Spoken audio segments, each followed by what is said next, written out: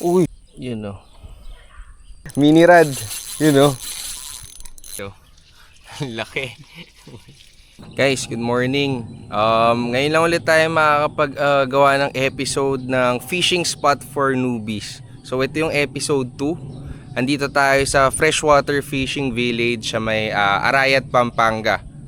So tignan natin kung ano yung mga mahuhuli natin. Kasama ko ngayon ng aking daughter na si Anika. Say hi. So kasama ko rin si Janix.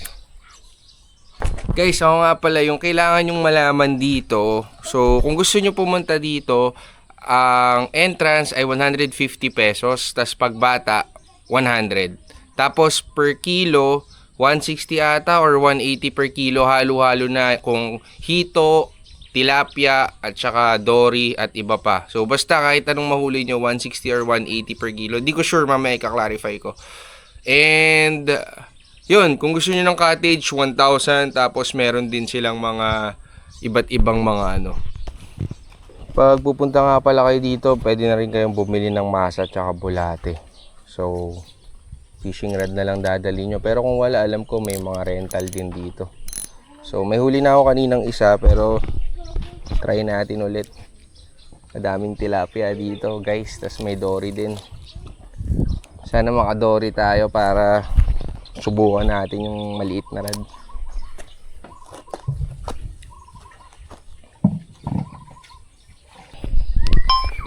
Guys, sa mga hindi nakakaalam pala, si Clark or si Fish Hunter at si Basic Fishing Needs, ito yung training grounds nila.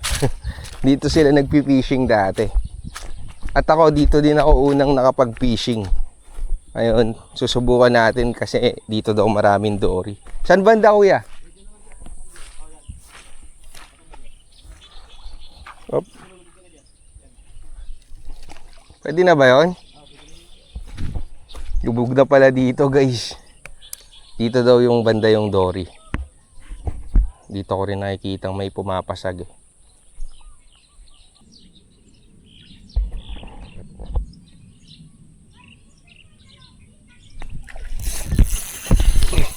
Uy, lakas. Dory, guys. Yan na, fish on, guys. Tayo na, paano to? Nadala ako sa ano.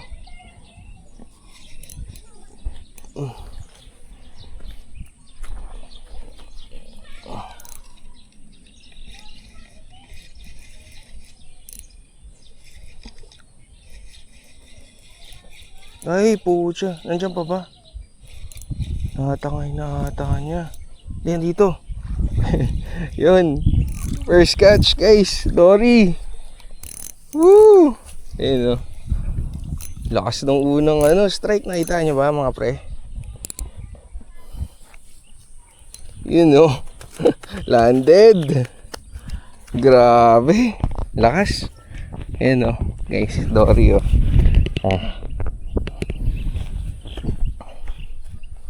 Unang huli, dory. Yan ang unang huli natin gamit na dory, gamit tong setup natin. Solid. Patulong na tayo kay kuya kasi baka na tayo. Dory oh. Yun, kaya makita mo. Nice one, first catch. Subukan naman natin dito, guys. Nakahuli na tayo ng dory. Nakahuli na rin tayong tilapia. Dito tayo sa African Hito Pond. Ayan.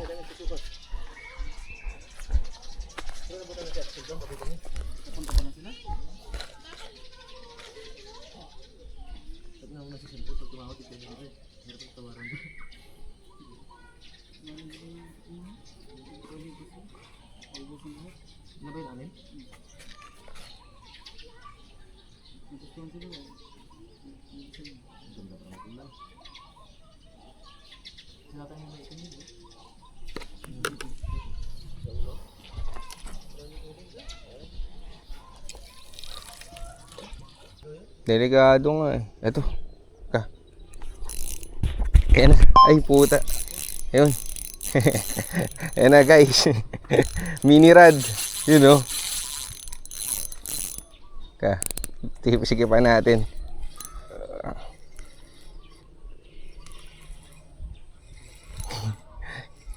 Lakas na itong mini rod na to. Uy! Uy! Uy!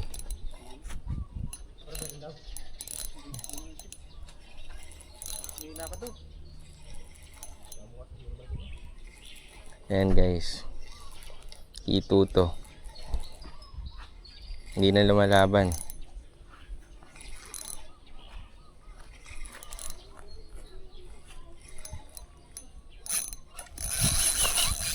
Kumirit pa. Pagurin lang natin.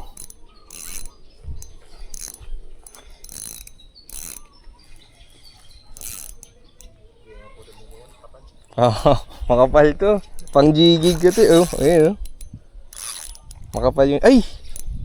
Kala ako bumitaw eh. Ito na. Teka lang kuya. Ay, gago. Malaki pala ano. Utang ina. Oo. Walang jo. Ang laki. Sige kuya. Lunok niya to. Lunok ba? Walang kawala no? Uy, puto eh. Malaki. Malaki babayaran. Uy, putang ina, laki boy. Grabe. May dalawa ba yan? Guys, ang laki oh. Wala namang ano to eh, no? Saan ba maganda hawakan? Ano ba diskarte dyan? Laki po siya.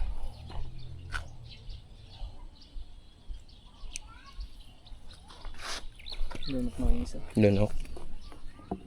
Makapal yung hook mo. Hindi na kaya to. Okay, so laki. So yan yung expect nyo sa freshwater. Ang laki. Ano ba? Mini rod versus giant hito. Yan guys, so laki. Siguro mga 2 kilo din. So kung mga pan lang, ayan. Okay na, pang patanggal kate. Okay, so maganda dito, bukod sa fishing, meron ding playground, and pa yung isang pond, tapos meron ding swimming. So kung gusto nyo dalhin yung family nyo, tapos gusto nyo mag-fishing, makapag-relax kayo. Ayan o. Oh, sige na, ayan ulit eh.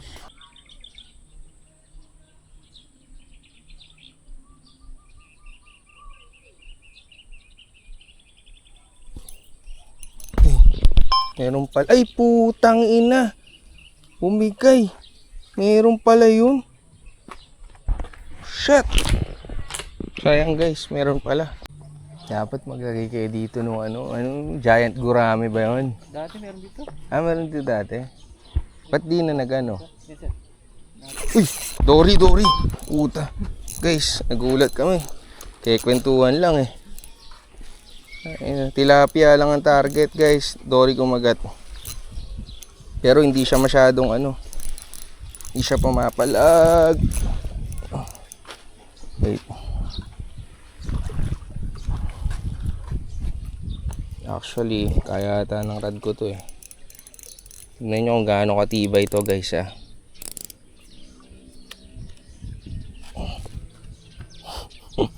Tibay nung rad no. Teka. Kaya naman, kahit yun lang matibay. Na-promote pa yung rad ng tibay. Kita nyo, dinedlip yung Dory. Pero hindi siya ganun kalakas. Maliit lang din eh. Dory na naman. Hindi, tilapia. Tilapia to, no? Yun guys.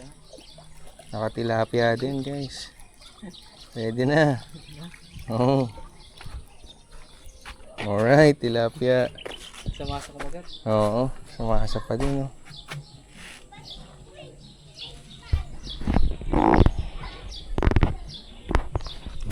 So yun guys, pahinga lang muna tayo ng konti. So far nakahuli na tayo ng 2 tilapia, tas 2 dory, tas isang malaking hito. So gamit lang natin yung masa na yung masa na nabibili dito sa kanila. Syempre, yun na rin yung madalas kasi nilang kinakain eh. So mas okay na yun yung gamitin. So nagpapahinga lang akong konti kasi malalaki na yung huli, malalaki na rin yung babayaran.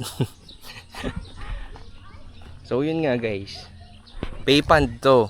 Kaya pag magpipishing kayo dito, syempre dapat kumbaga parang maglalaan talaga kayo ng budget. Pero sulit naman, makakapag-enjoy kayo fishing. Tapos pwede nyo ring sama yung family nyo. Pwede mag-swimming, mag-playground, at saka meron ding mga cottage at kung ano-ano pa. So solid dito sa Freshwater Fishing Village. Ito yung isa sa mga fishing spot na talagang pwede sa mga newbie at makakaramdam ka talaga ng mga matitinding kaagatan. So yun, anyways, mamaya ulit.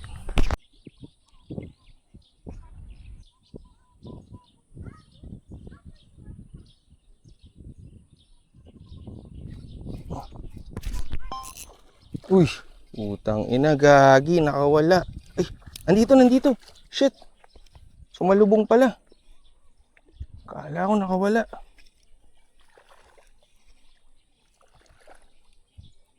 Yun oh. Tumalun pa. Di nakapalag-sarad natin guys. Ang tibay na to. Dami na nating dory. Tama na. Ano yung makbayaran natin? Yan oh. Sobrang liit lang. Guys, sumambon. Kaya kain muna tayo. Pahinga konti tsaka kain. Ito yung food ko. Pinili ko sa McDo kanina. So yan guys. Tara kain. Let's eat guys.